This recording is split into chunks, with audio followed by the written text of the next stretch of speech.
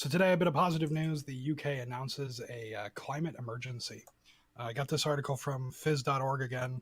I'll start here with the quote from them. It says, on Wednesday night, a bipartisan UK Parliament passed an extraordinary measure, a national declaration of an environment and climate emergency. The decision marks a renewed sense of urgency in tackling climate change following a visit to the Parliament by teenage activist Greta Thunberg, the broadcast of David Attenborough's documentary Climate Change, and protests by the environmental group Extinction Rebellion. So, after those events mentioned, and I know we talked about Greta Thunberg on a previous video. We've also talked about Extinction Rebellion. Yeah, I'd forgotten that, but they were the ones that organized the people gluing themselves to the trains. Oh, that was them. Fantastic. Yep. So this is a continuation. They continue to be very effective in their niche. Go ahead, though.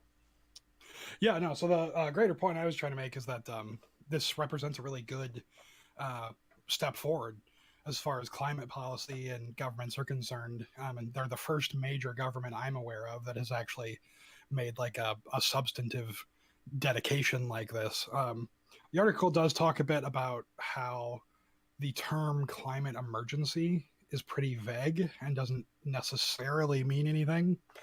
But in the scope of the UK, they have legally dedicated themselves to an 80% reduction of carbon emissions by 2050, among other measures. And they have city councils and other things within the UK that are adapting their own policies as well.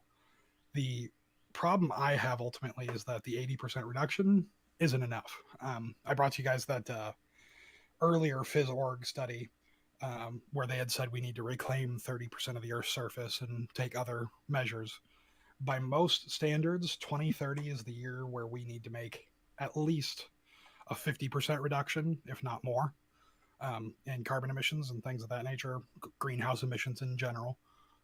And this 2050 goal is a bit too far out.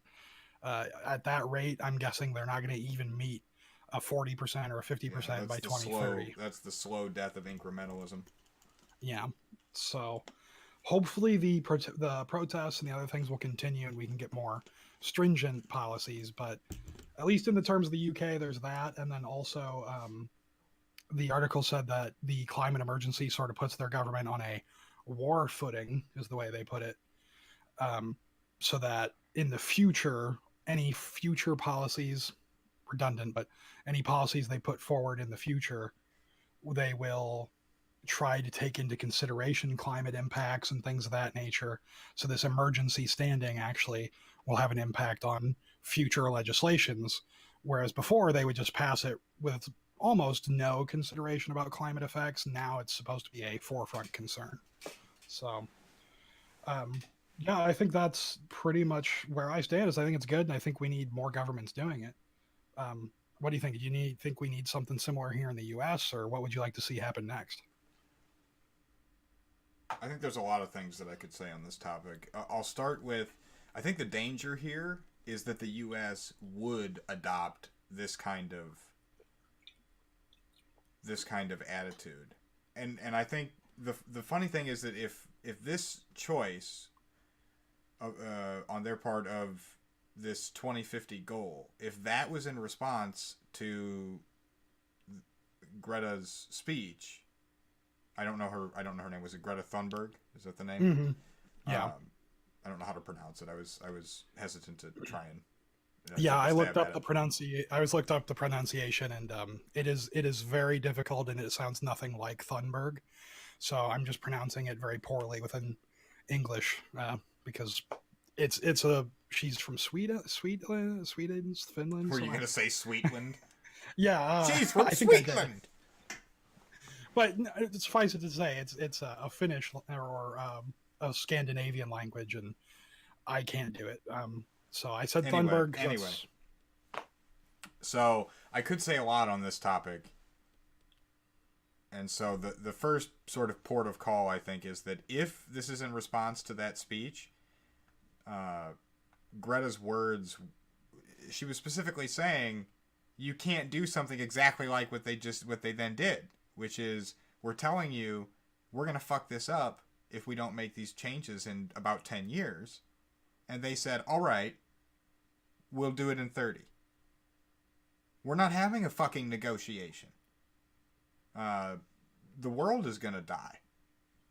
It's not an issue of, you know, one group wants to do this and so they're trying to compromise.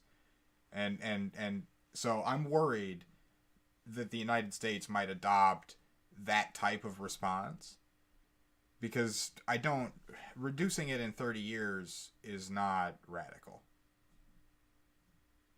Well, I guess for me the positive step is that it shows that they're willing to take any kind of action.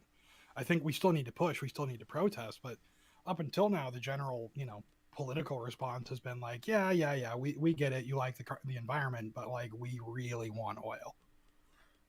There hasn't been an environmental push in governmental policy, generally speaking. I mean, there's been some incentives for here in the U.S. for solar and a few other things, but Trump came in and axed those. He's trying to open up more oil fields and things of that nature. Are you talking about when he protected us from corporations that wanted to infect us all with fan cancer?